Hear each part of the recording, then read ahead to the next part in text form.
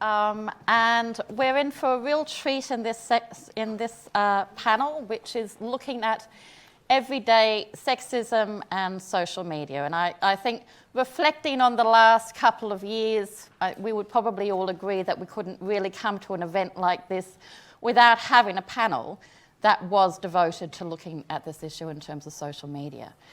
And I'm sure that, like a lot of you, I have been struggling with thinking about the role of social media, thinking about it both as a space where we witness a great deal of everyday sexism, and also a space where people are organising and collectivising to resist and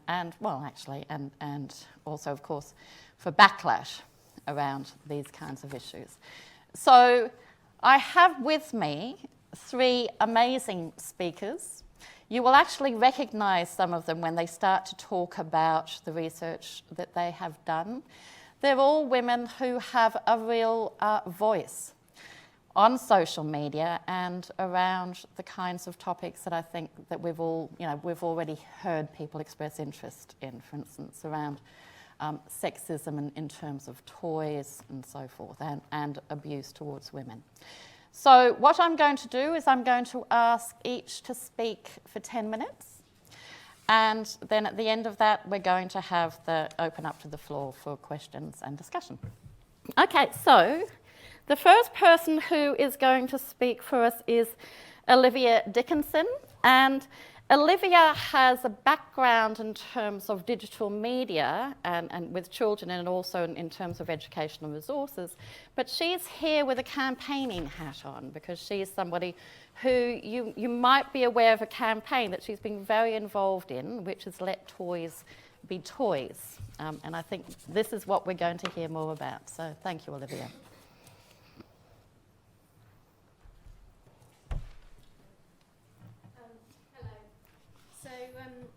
I am from Let Toys Be Toys.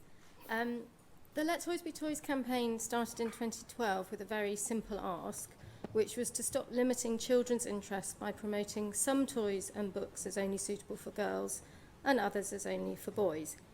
Really, we're also challenging gender stereotypes in childhood and sexism in childhood. So this is a really good example of some of the things that we get tweeted.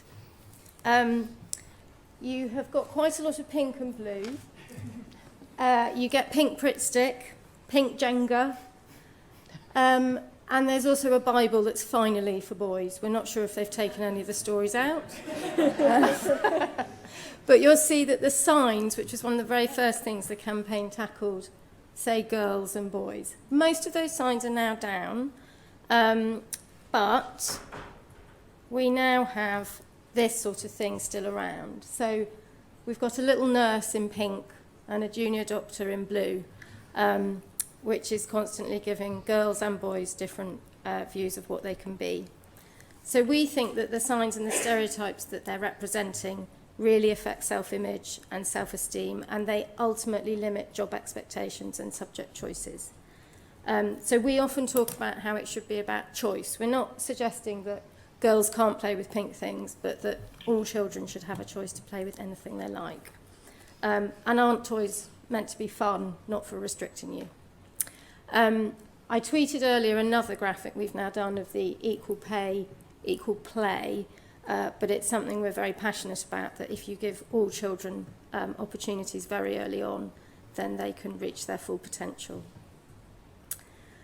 So we've had some successes. We started in 2012. At the very end of 2012, a group of parents on Mumsnet got fed up with the gendered Christmas shopping, and I wasn't around at that point, but the people sort of managed themselves off Mumsnet, started an online campaign, started a website, and within 2 years, 14 retailers had taken down the boys and girls signs, and 11 publishers, I think I've got that one, 11 publishers also agreed to let books be books. So that was a campaign we started on World Book Day in 2014. If you have children, you'll know that World Book Day is a big thing. You have to get your child dressed up in, I don't know, as the Gruffalo or whatever. And again, it can be quite gendered. There's too many Disney princesses for me. So these are the sort of books that were out there. You'll still see some. Most of them should be out of print. Tell us on Twitter. We'll chase the publisher. We've got lots of support from different children's laureates. And really the focus for the books campaign was on books that are labelled like this, so that it's cookery or colouring that's being gendered. We have never looked yet at book covers and types of books for children. But we're quite pleased now that girls and boys can cook and eat the same food. So these are the 11 publishers, if you're interested, who have made a pledge, and you can call them out if you see any books that you feel are not fulfilling what they've pledged. So we've then gone on to TV adverts. So we surveyed TV adverts in 2015. We've then done retailer websites and toy catalogues in 2016 and 2017. And this is the overwhelming sense for anything that's aimed at a girl. So anything that has only girls in the advert, the colour, the sound, the voiceover, the music is completely different from the boys. And I'll show you the boys in a minute. The other thing is that the girls' stuff tends to be about appearance, domestic appliances, pretend play, being sparkly, comes up as you can see. Science actually got quite high on this, which we were slightly surprised by. And then this is what the boys get. So, and this is from a lot of TV adverts, late 2015, on all the children's UK TV channels. And it's reflected in the catalogues. If you look at catalogues at the moment, say Argos and Tesco are the big toy catalogues, you're getting the same sort of effect. So again, the boys, you know, they can't be nurses or artists or cooks or even a dad. They have to go to war and, you know, be sort of exploring. So this is what it used to be like. I don't know who remembers this. A lot of us from the campaign grew up in the 70s and 80s, and the Lego advert is from about 1979-ish and is sort of what we remember. We've then got two Argos catalogue pages. You can see one in the middle is, again, from quite a while ago. The other one is much more up to date. There's a brilliant Twitter account that has literally just started in the last 2 weeks that we're very excited about, called something like UK Vintage Catalogue. Look it up. And I don't know how they've managed it, but they've been tweeting Argos catalogues, all sorts, from the 70s. It has things like, lawn mowers, all sorts, but it keeps doing toy spreads, and they're quite surprisingly different. So have a look. And we do tend to hear from grandparents, actually, that they feel it's got worse. And we can generally look back and say it was sort of mid-90s when it started to get really pink and blue and marketed separately. So thankfully, the Advertising Standards Authority have noticed this. And there was a report in 2017 called Depictions, Perceptions and Harm, and they are proposing a new rule that is currently being consulted on. These are the two sort of rulings that they would put in the guidelines for how ASA and CAP would have to sort of rule on stuff. It is all self-regulating, but it could still have an effect. We obviously like the fact it said ads could be targeted at and feature a specific gender, but should take care not to explicitly convey that a particular children's product, pursuit, activity, including choice of play or career, is inappropriate for one or another gender. However, we have asked them to go further and make the point that it's not just about which children feature, but it's about the colours and the music and just the overall effect. While we're talking about advertising, we have just launched a very exciting competition with Inspire in the EACA, which is the European Advertising. I can't remember the rest of it, but they are doing a competition for students who work in PR and advertising to do a campaign for Let Toys Be Toys in 2019. So if you know anyone, please enter. And then the other thing that we often talk about, and that I think it's really been really interesting listening to the session just before, is our campaign is about the effect on boys as much as the effect on girls, because in the end you're not going to get change unless you tackle both. And this is one slide that I've always found really sort of heartbreaking. This is about how boys feel about being a boy. And overall, they're not very happy.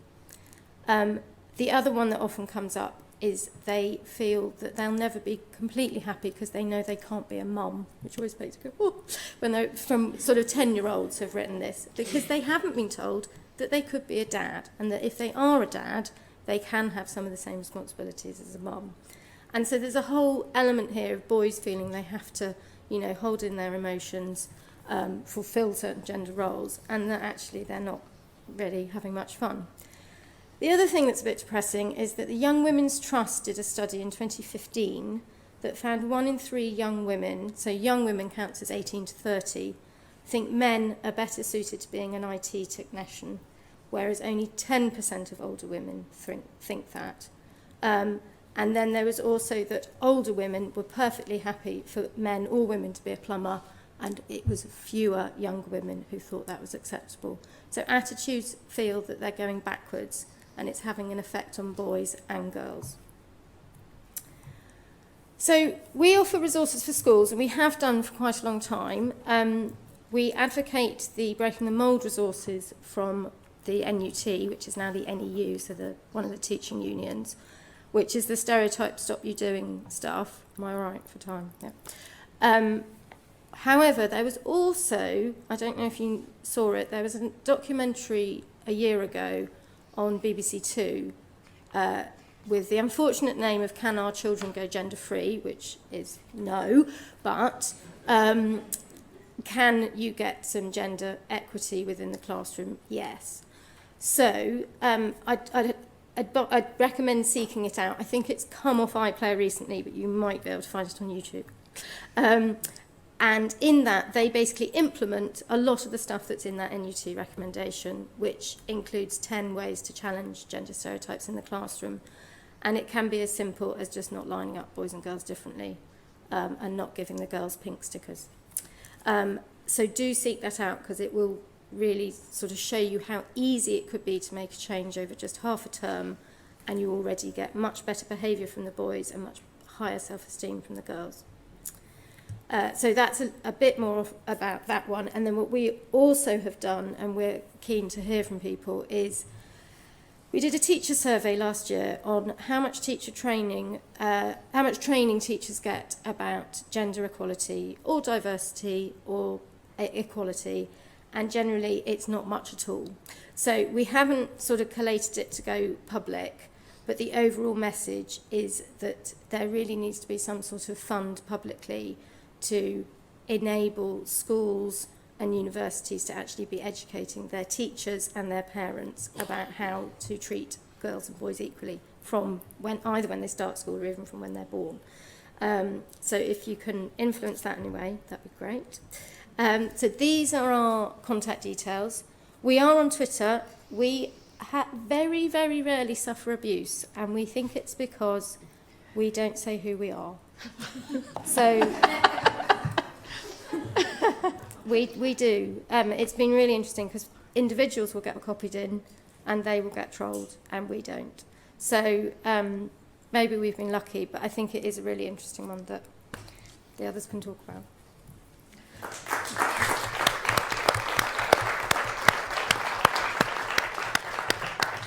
Thank you very much for that, Olivia, and very good tip after all of the bad news about things going backwards. Okay, so the next person who we're going to hear from is Ismina Drodia, and Ismina is a researcher at Amnesty, and she's done a lot of work around technology and around human rights, and looking at human rights for a lot of different groups, including with Syrian refugees. But the work that she's going to be talking about today and that's relevant to this panel has been work looking at Twitter And I think you'll probably recognise some of the things that she'll be talking about because it has had some coverage in the media. So I think Yasmin is going to tell us a little bit about hashtag toxic Twitter.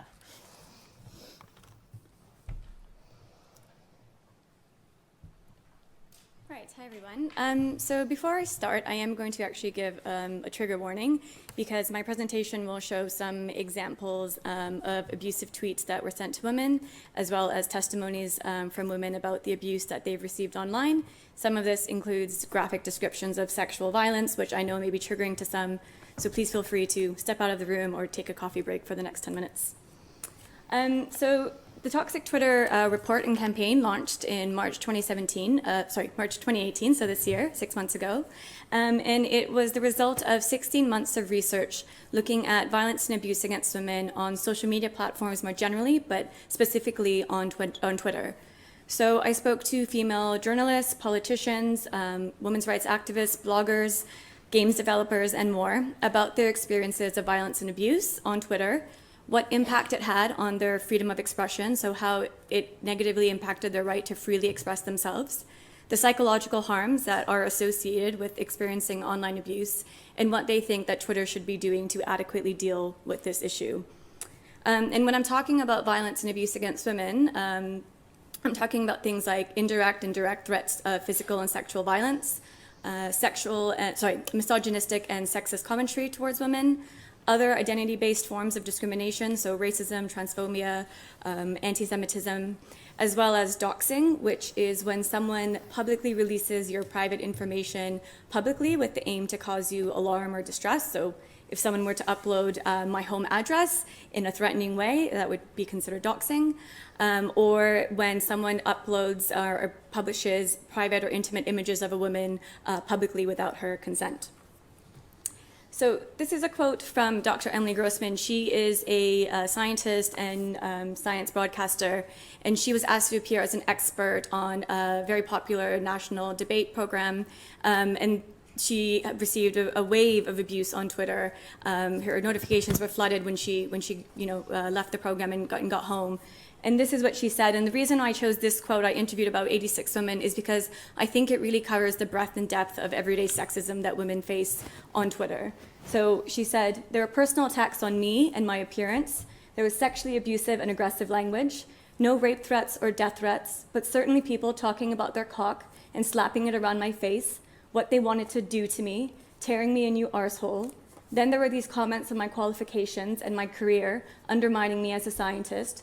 And there was a category of messages that seemed to be attacking me as a representative of all women, saying that women weren't clever enough to be scientists, that we were stupid, illogical, irrational, if you can't stand the heat, get back into the kitchen, or if women aren't succeeding, blame it on their DNA. And then there were comments saying I must be a feminist and be crazy, and asking why I hate men, or suggesting that maybe my uncle raped me."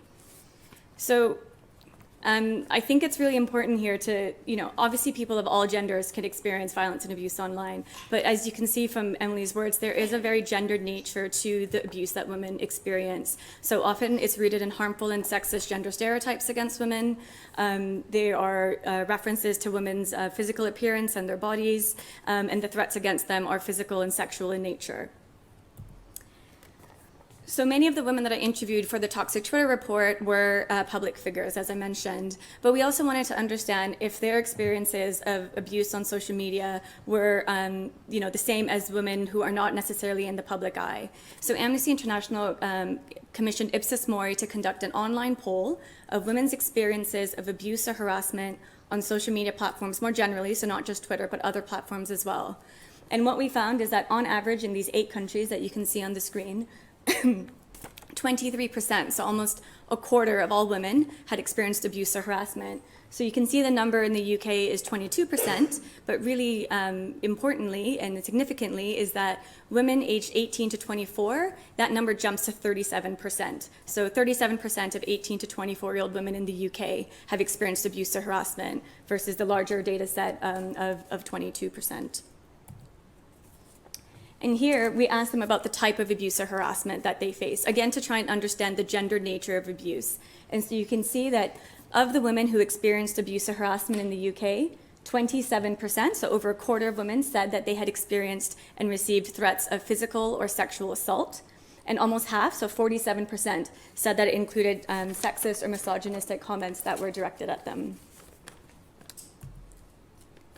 And here are some examples of the types of tweets that I'm talking about. And I think the reason why I showed you a very different variety of tweets on the screen is to sort of, I think it's important for us to acknowledge that there are different degrees and severities of the type of abuse that women can experience on Twitter. So as I said, some are rooted in harmful stereotypes, such as going back to the kitchen, making me a cup of tea. Some of them are very graphic threats of sexual violence against women. And then you have a whole host of other sexist, misogynistic abuse in between.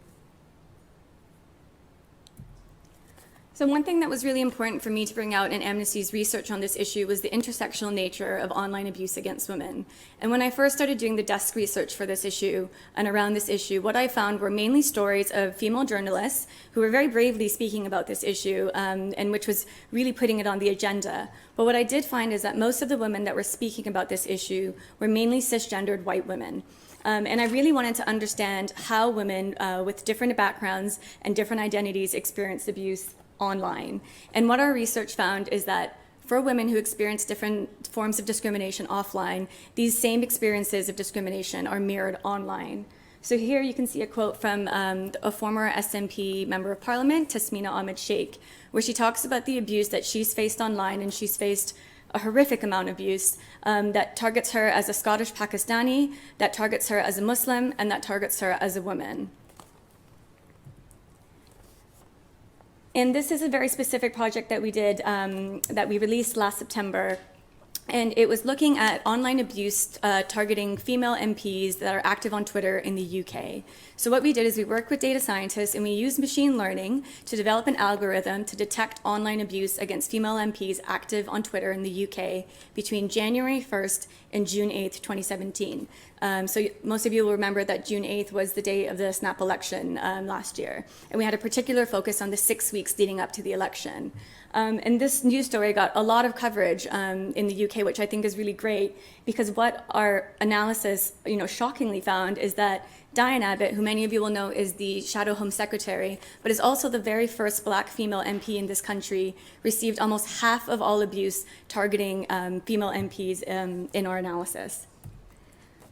So we use machine learning to classify almost 900,000 tweets, and about 2.85% of those tweets, or just over 25,000, were found to be abusive. But what we found is that Diane Abbott alone, in the 6 weeks leading up to the election, received 10 times more abusive tweets than any other female MP included in our study. And in the entire period of our analysis, from January 1st to June 8th, she received 8 times more abuse. What we also found was that even when you take Diane Abbott out of the picture, and the only reason we would do that is, unfortunately, she skewed the data so much because she received such a disproportionate amount of abuse. But even when you take Diane Abbott out of the picture and account for the fact that women of color are disproportionately less represented in Parliament, Black and Asian female MPs in Westminster received 35% more abuse than white female MPs. And I think this data really, really helps show the intersectional nature of abuse, facing women in politics, but also more broadly as well. And I really want to quickly mention as well that online abuse against women cuts across political parties. So when you look at the top 5 women who experienced abuse in the 6 weeks leading up to the election, as well as the whole period of our analysis, you'll see the 3 largest political parties represented. So I think it's really important to acknowledge that online abuse targeting female MPs does not know political boundaries. So unsurprisingly, all of this is going to have an effect on women and their right to freedom of expression online. And I think what was really important for Amnesty was to flip this narrative about the right to express abuse online to women's right to express themselves on social media and on Twitter freely and equally and without fear of violence. And what we were particularly interested in as well is the far-reaching and harmful repercussions that this is going to have on younger women, and particularly younger women in marginalized communities, from participating in these public spaces. And almost every woman I spoke to said that they censored themselves in some way on Twitter as a result of the abuse they face. So sometimes that's just not posting about something or having to think 5 or 6 times before posting a tweet because you have to think about whether or not you have enough energy to deal with the backlash that day. Sometimes it's increasing your security and privacy settings to a point that the platform is unrecognizable in what it's meant to do. So Jessica Valenti, who's a US writer and journalist, former columnist for The Guardian, I remember she told me that her security settings on Twitter are so high because she has received horrific abuse, including rape threats against her young daughter. They're so high that she doesn't have any notifications from people that she doesn't follow on Twitter, which means that she's sort of talking, in this echo chamber. And also that every time, if she has a fan or someone wants to engage in even a constructive debate with her about her writing, she doesn't get to experience that and she doesn't get to engage in that because that's the only way that she can protect herself online. And then also, as some of you will know, women have very famously just left Twitter because they could not deal with the abuse. So you have Leslie Jones, who faced horrific racist and sexist abuse after starring in Ghostbusters 2. You have Ruby Rose, who just left Twitter a few weeks ago. She is a lesbian woman who starring as the new Batwoman, who received horrific abuse, and Kelly Marie Tran, who was in Star Wars, and she's an Asian American, received horrific racist and sexist abuse. So at some point, women just end up leaving because Twitter is not doing anything or not doing enough to solve this problem. And again, very quickly, what women are doing, how women are being silenced and censored online was also found in our online poll. So in the 8 countries where women who experienced abuse or harassment, 78% of them said that as a result of experiencing that abuse, they changed the way they use social media platforms as a result in some way, whether that's increasing security settings or changing the way they posted. But significantly, on average, 32%, and in the UK, 30%, so almost a third of women said that after experiencing abuse or harassment, they changed the way that they posted or shared an opinion online. Which I think, again, is really, really, really worrying because we've talked about what an important space these online platforms are for women to organize, to create, to show solidarity, for journalists to find work, for politicians to engage with their constituencies. So, the fact that women aren't able to equally use these spaces is having a really harmful and negative impact, not just on their ability to express themselves, but also sometimes to be able to do their job. And really quickly, this is an area that is really, really under-researched and, as a result, I think understated. And this is about the psychological impact of online abuse, particularly in the context of abuse from strangers that you may not know versus in the context of intimate partner violence. And every single woman that I spoke to talked about the harmful negative impact of the psychological impact of online abuse. And you can see from our online poll that of the women who experienced abuse or harassment in the UK, well over half to about 2/3 of women said that they had experienced stress, anxiety, or panic attacks as a result. They were less able to focus on everyday tasks, and they had a feeling of apprehension when even just receiving a social media notification or even thinking about going on social media. So in terms of solutions, we didn't just launch a report, we launched a campaign called Toxic Twitter as well, where we are asking the CEO of Twitter, Jack Dorsey, to implement Twitter's own policies on hateful conduct and abuse. So much of what we've talked about and what I've talked about, Twitter says is not allowed on their platform, but their implementation of their own rules is both inconsistent and therefore inadequate to deal with this problem. And fewer than 1 in 10 British women think that Twitter is doing a good enough job to deal with it. So we're asking Twitter to enforce their own policies and to be far more transparent about how they're interpreting it, how they're training their content moderators, and to give us a lot more information about how they're implementing their own policies. And obviously governments have a role in this as well. They need to start in earnest challenging harmful and negative gender stereotypes, which is leading to, mirror the offline abuse that women and discrimination that women are facing, but also ensuring that, law enforcement, when such reports are submitted to them, are able to, appropriately and respectfully and adequately deal with this. So I'll leave it at that, but if you have any more questions, obviously you can ask, and please do look at the Toxic Twitter report online. Thank you.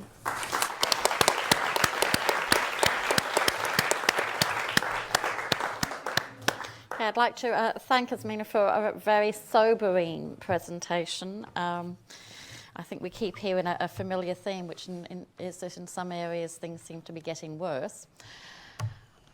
I'm not sure if we're going to hear anything that's a little bit more upbeat now. What we're going to is Stephanie Bolland. So Stephanie is somebody she works for Prospect, and in fact, if you want to publish in Prospect, you could talk to Stephanie a little bit later. One of the things I liked in their comments about what kind of things they publish is that they say that they like to publish contrarian views on topics. So that might be something that appeals to some of you.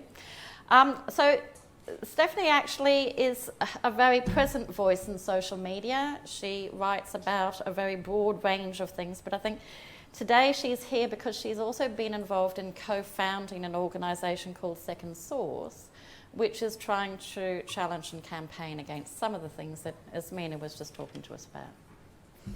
Thank you. Yeah, no, I've just been told that this was meant to be the fun panel, and I'm going to be picking up on some of those themes as Mina talked about, specifically in the context of journalists and political engagement.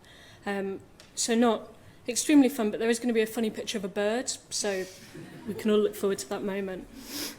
As I say, I'm going to be talking about women's engagement in Twitter and how that relates to the political sphere, and as a web editor who increasingly finds part of my job is counselling young women who write for us on what sort of response their stories might get and how they'll be able to handle that. It's a subject that's very close to my heart. What I'd like to say focuses around two propositions. One is that Twitter's capacity to be a space for political ideas and engagement is limited by gender and other bias, and that this matters. And the other is that the impact online abuse has on users, and in particularly on journalists in this context, inhibits our wider political discourse. To give you the briefest gloss on Twitter, on UK Twitter we have about 13 million users. Globally there's about 500 million tweets sent a day. And Twitter styles itself, as we will see, as broadly an informational space. So this is taken from their About Twitter. And you can see it's somewhere between marketplace of ideas meets window on the world. What are people talking about right now? And the ideal on Twitter is that this is a dynamic conversation that everyone can join in. So looking at some more marketing materials, there's this focus on plurality at the top with Mindy Kaling and Karen Moe Brown, and then the bottom a video campaign that centres on the idea of women telling their own story, and they've got women from different races and backgrounds here. Within the UK political context, that ideal could lead, and people have attempted to make it lead with varying degrees of success to various things. So it could be, for instance, a place where MPs can hear directly from their constituents, and when MPs get their advice about how to use Twitter from the House of Commons, they encourage them to do this.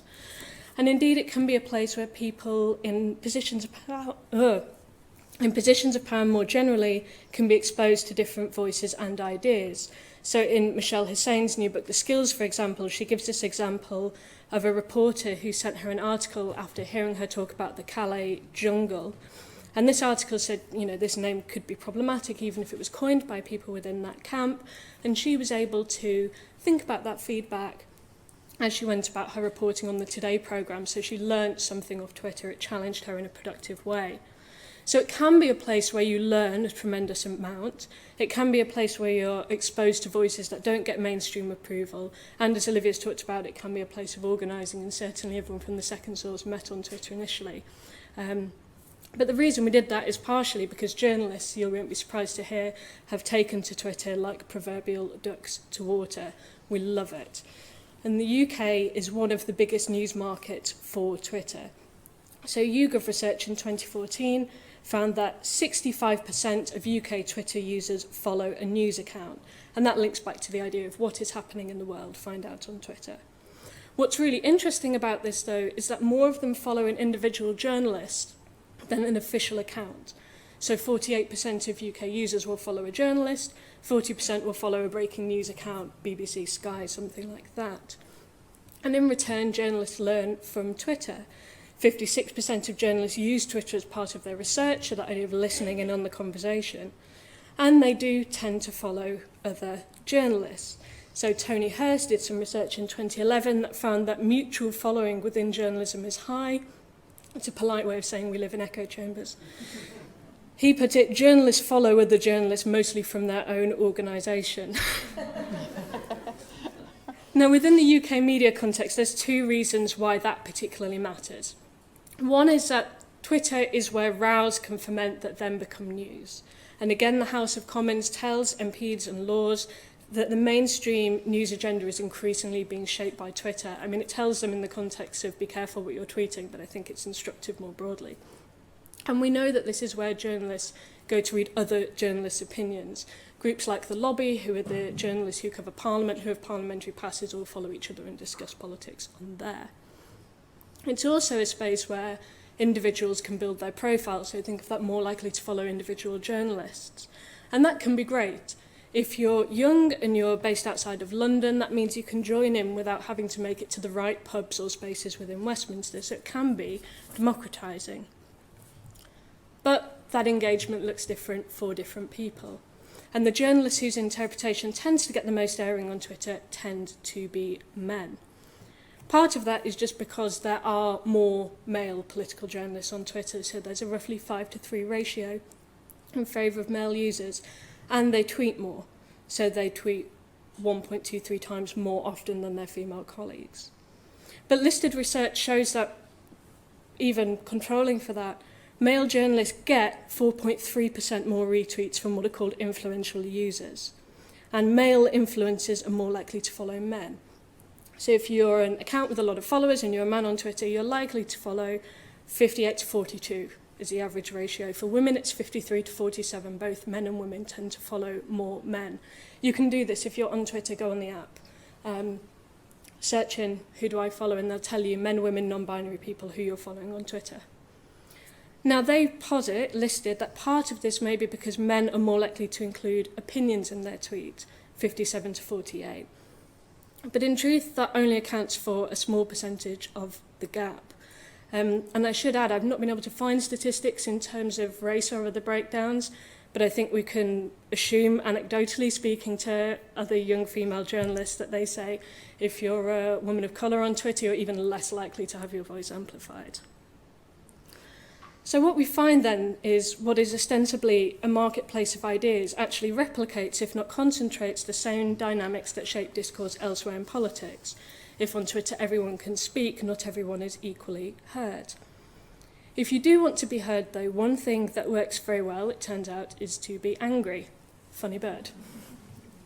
Strident tweeting, doing tweets that create some sort of emotional impact, gets more response. We mostly know this because of companies trying to figure out how to go viral, as it happens. But what we also find, for instance, from this 2016 study in Cornell, is that negative emotions spread faster. So they say anger spreads faster than joy. And we know also that when you get engagement on social media, when you get a like, a retweet, when somebody replies to you, you get a dopamine hit off the back of that. So if you want to keep feeling really keyed up and engaged and get the dopamine flowing, tweet crossly. You'll get a lot more engagement. So that's the backdrop. We've got this male bias in terms of what voices are heard, and we know that anger or strong emotions help drive engagement. Into that mix, then, we put in what I think is a loud minority of bullies. I hope it's a loud minority of bullies. I might be corrected on that in a minute. And as Mina, actually writing in the New Statesman not so long ago, said Twitter can be a scary place for women online, and I think after her presentation it's very easy to see why. We also have Dunya Mijatovic, who's the OSCE's representative on the freedom of the media, saying that abuse is a global phenomenon growing at a very rapid pace. And that's everything from crude messages to death or rape threats, which online or off have always been used to try and control women. I asked one journalist who writes frequently on social media, Amelia Tate, if it's fair to say abuse is something you can anticipate if you're an outspoken woman online. And she said, I'd remove outspoken. Just spoken, a woman who speaks. I've now got Asmina's writing on Amnesty research and some notes, but I probably don't need to talk about that. So I then went and spoke to other women about this, and this is what one of my former colleagues who I used to work with at the New Statesman said. I stopped putting my opinions on Twitter long ago. Tweeting stuff you write always comes with the horrible knowledge that someone will say something abusive. I would hands down not have Twitter unless my job required it. One abusive response can ruin my evening if I'm not careful. Now, that's disturbing in its own right. But something we also have to bear in mind is we are not very good at processing abuse online. We are really bad at this. Psychologist Dr. Terry Apter has researched this, and she notes that not only is it easier to be abusive on Twitter, but we're really not set up to handle anonymous abuse. If you shout at someone in person and they look hurt, then that may cause you to back down or backtrack. Online, you don't get those signals.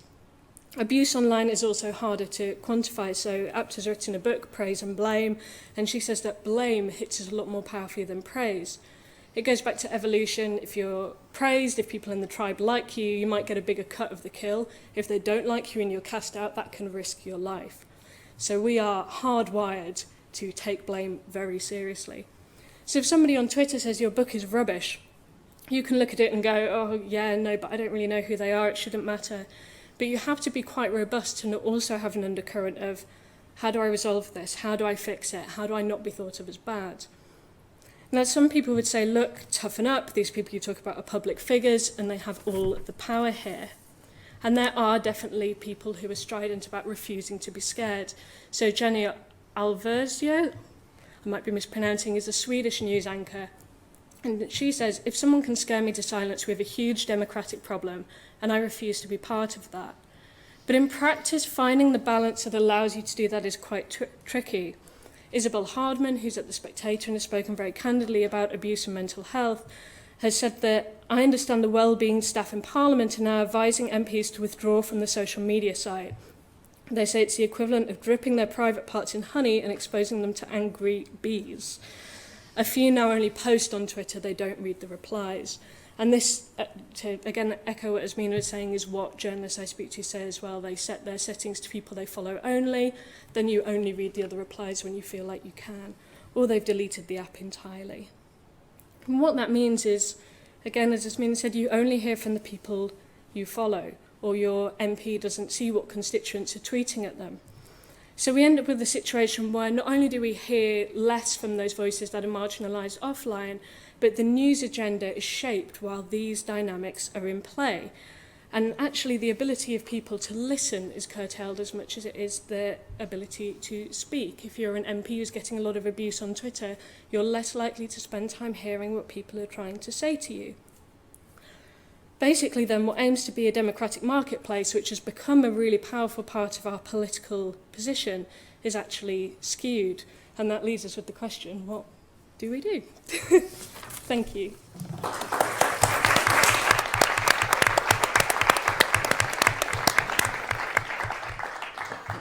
Okay, well, I think you'll all agree with me that was actually a real treat, and we've had 3 very interesting presentations showing both how, the social media world is a place where people are, as we said, organising and being able to use it in a very positive and democratic sense, but at the same time, it's posing a lot of problems for us, and so some really interesting kinds of questions I'm sure have been raised from many of you.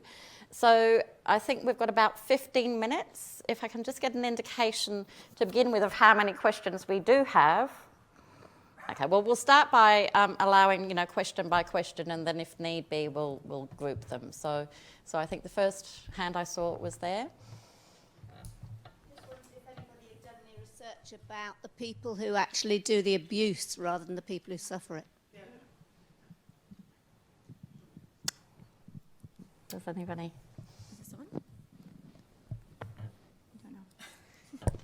Okay. So we didn't focus on the perpetrators, and we did that for a very specific reason, which is that there is a lot of really interesting work on perpetrators, but Amnesty was one of the first big human rights organizations talking about this issue, and we really wanted to ensure that we were centering our narrative on women's experiences, and we were framing it as a violence against women issue and a discrimination issue, and we just felt that if we were speaking about the perpetrators, then we would be distracting from that. So I think it's an interesting question, but it's not something that we focused on. I know there's been limited research in the field of misogynistic abuse on Twitter, which sadly found that a percentage of it comes from other women as well as from men on the internet. In terms of individual journalists who are covering this stuff really well, both Amelia Tate, who I mentioned before, who speaks to men's rights activists and people like that, and Hussein Kesvani, who's at Mel magazine, covers this really well. So if you are interested, they're good people to follow. Up the back there. There's a mic just coming your way. So a similar question. I remembered reading about the 2017 elections, a report from Sheffield University that looked at abuse among MPs more generally, and they actually found that abuse is higher among male MPs, and especially party leaders. They were comparing 2015 with 2017, actually. And I was wondering if you have the data also to be able to investigate the differences in the abuse that is received by male MPs versus female MPs, because I suspect there are huge differences there. Yeah, so I mean, we use the machine learning system, and I should say that no machine learning system and no algorithm is perfect. We only focused on female MPs, again, because we were looking at violence and abuse against women online. So I do think that having a comparative study is interesting, but we did use very different methodologies. We used the methodology that the data scientist used, and pardon me, I'm not a data scientist, so she used, the methodology she used was data from YouTube abusive comments, and I think the University of Sheffield used a different data set. We also had a list of keywords that were associated with gender forms of abuse, as well as other intersectional forms of abuse that we tested that against. So I think the methodology was different there, which is why there were obviously different results. I do think it's an interesting comparison, but again, there is a very gendered nature to the type of abuse that women face, and we didn't want to make this comparing men to women, but focusing specifically on women's experiences of abuse online. Again, one thing that is interesting, thinking about whose voice gets heard most on social media, is when you do this sort of machine learning analysis on journalists, it's quite unequivocal. Your 10 most engaged, most influential accounts from the general election are all men. When you do it amongst politicians, it's not. It's fairly evenly split between male and female MPs.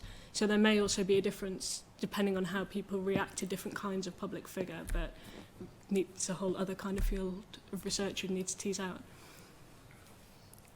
Do we have any other questions just at the back there, and then to you?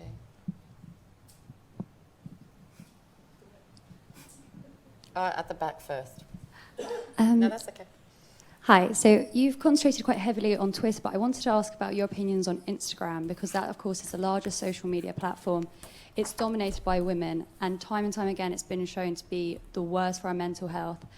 And I wanted to know what your opinion really was on that. And I think, personally, that it's increasing this sort of backtracking onto really heavy emphasis on appearances, especially in young girls. Yeah, so we focus mainly on Twitter, as you know, but we do have general recommendations for social media companies. So Instagram, which is owned by Facebook, will have sort of abusive, so Twitter calls it hateful conduct and abuse policies, but I think Facebook calls it a hate speech policy. I think Instagram calls it an abuse and harassment policy. So most of these platforms have policies in place that say that this form of abuse isn't allowed. And obviously what we are asking companies to do is be more transparent about how they are interpreting their own policies, whether or not they include gender or identity-based abuse, and making sure that they're enforcing that consistently. I know that there's been a lot of really interesting research into the fact that the mental health impact of Instagram posts, the fact that a lot of the ideals about certain body types and sort of reinforcing negative and harmful gender stereotypes of women is leading to younger women, sometimes engaging in self-harm. So I think it's a really interesting issue. It's not something that we've personally looked at, though. We are on Instagram, but we're most active on Twitter. We're on Twitter, Facebook, and Instagram. What we found interesting is because we started 5 or 6 years ago, and we all feel quite old now in social media terms, we sort of feel comfortable with Twitter, and what we do is we have one person who does Instagram for us, who's actually a man, who takes most of what we do on Twitter and just replicates it, because we want to reach people who are on Instagram, because we're aware that a lot of people only come across our campaign once they have children and realise how shocking some of it is, and we can only reach them on Instagram. But we don't really get into the whole sort of image thing, because we're not putting up pictures of ourselves, we're putting up pictures of toys, which made me also think about what Stephanie said about how anger spreads faster than joy. I think that might be one reason why our campaign took off, because often it's of something like the little nurse and the junior doctor, and people feel outraged and it gets retweeted. But our tone is always reasonable. We don't ever attack anyone. We just say, we don't really like this, could it be changed? And that's it. So I don't know if that's the other things. There's no, we're not sort of using emotive language. Yeah, I had a question for Olivia about whether the same problems with gender stereotyping of toys and advertising to children are as prevalent in countries that have achieved a higher level of gender equality, where you might expect the public culture to be less tolerant of those gender stereotypes. And I'm wondering, particularly the Nordic countries, whether you see this in those countries in the same way. Yeah, we haven't done a huge survey. We know we've been, Germany is the nearest we've sort of been in contact with who might have better gender equality, who actually say it's as bad as here. We haven't had any direct references from the Nordic or Scandinavians.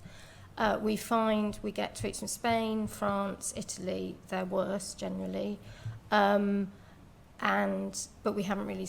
We've kept it very UK and Ireland based. But yeah, it would be a really interesting one to see how things are portrayed, particularly in advertising. Actually, advertising, there are some very good examples. There was a French catalogue did a really good equal play advert, and there have been some good toy adverts from, I think, Norway. But again, they were a few years ago. Yeah. Over here. Yeah, thank you. I had a couple of questions. One was on the enforcement questions, and whether when you feed these findings, which are truly shocking to policymakers, because government's been talking about this recently a lot, what response are you getting? Because technologically, it must be fairly straightforward to be able to track down perpetrators of online hate and trolling and all the rest of it.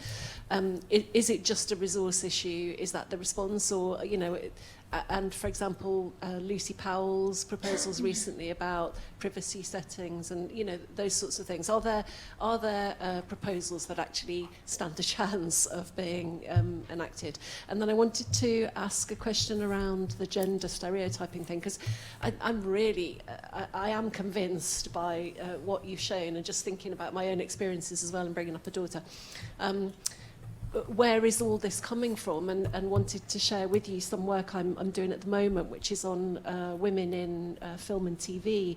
And they're saying, so it's linking with their career prospects as well. But what they're saying is that they're dealing with male decision makers who have completely gendered assumptions which inform the way they deal with them as employees or freelancers, and that they routinely talk about programming in terms of women's programs and men's programs, and you can understand it when advertisers are obviously aiming that. So it's kind of where is this coming from, and where can you aim, and what can we all be doing as consumers and citizens other than joining your campaigns and calling all of this out? Okay, shall we take those two questions in the order they were given? So if perhaps you'd first like to talk about the... Yeah, so initially I really wanted to look at also law enforcement and how they're dealing with this issue, but just even looking at Twitter alone and the company response was quite a challenge. So it's not something that I have researched in depth. What I did ask some questions about it to the women that I interviewed, and for those women who did report their experiences of violence or abuse to the police, it was a sort of mixed bag of responses, and usually the higher profile you had, the better the response would be. So female politicians said that the police often took the threats against them very seriously, but that was also because they had access to specific police forces that function within Parliament.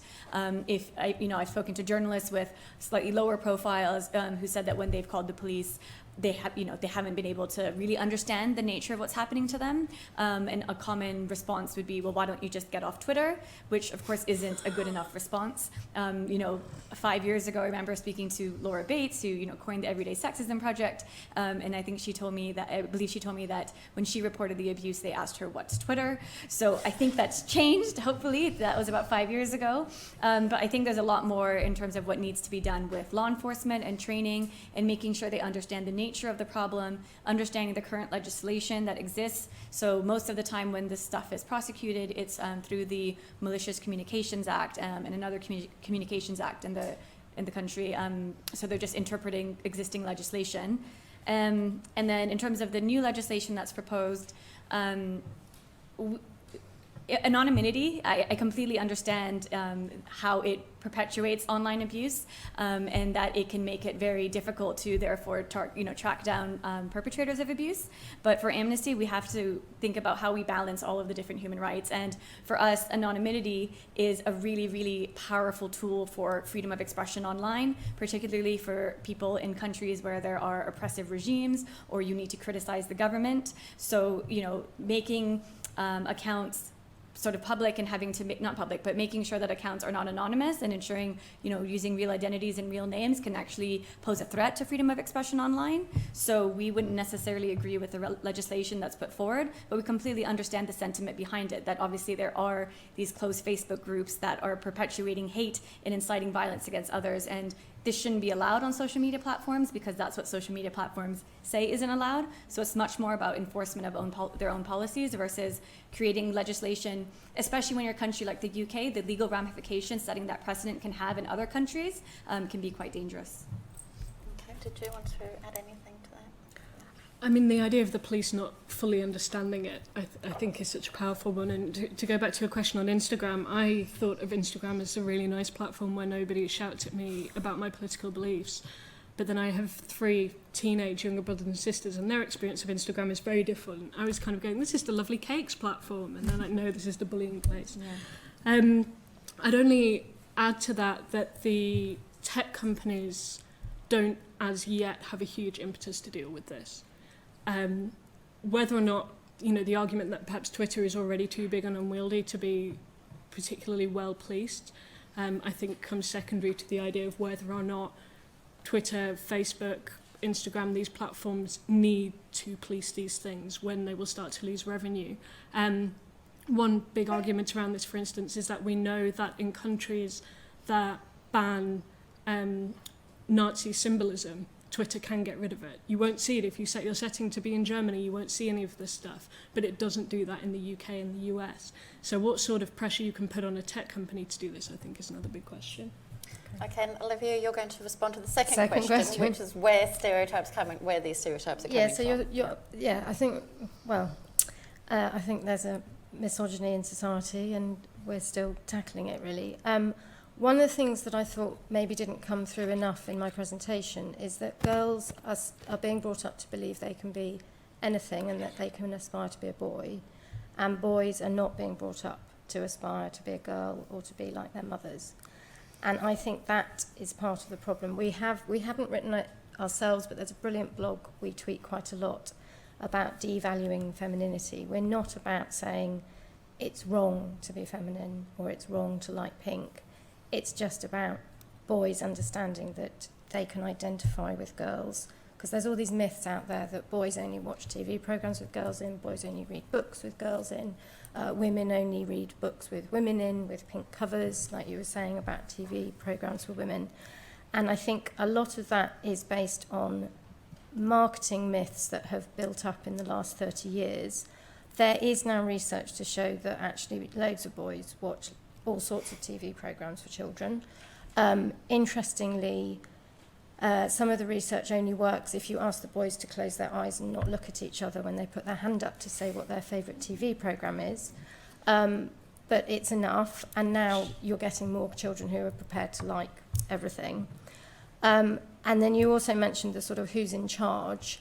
We find with the toy industries, there are a lot of male dinosaurs, white male dinosaurs, and that is just how they've been characterised to us by practically everyone. We don't know if that will change. In TV, I think it's tricky because actually loads of women work in TV. I used to work for Nickelodeon in the digital side, and there would still be segmentation. It would still say this is a programme for 2 to 4-year-old girls. This is a thing for 3 to 5-year-old boys. They do it with clothes, they do it with toys, and until we can get rid of those boy and girl buyers, boy and girl marketing, men and women, I don't know if there's also been stuff on social media about the pink tax, so, pink razors cost more than normal Bic razors. Look up Bic for her and have a laugh on YouTube. There's, what else is there? There's all those sorts of things where it's constantly saying men and women are different, and therefore men should treat women differently, and yet actually it's just about respect and equality. I don't know what can be done. Well, I think on that note, I'm afraid that we've run out of time. If you do have questions that you want to ask, we're about to have tea and coffee, and then we'll be back here for the keynote at 4:10. But could you all join me in thanking Asmina, Stephanie and Olivia?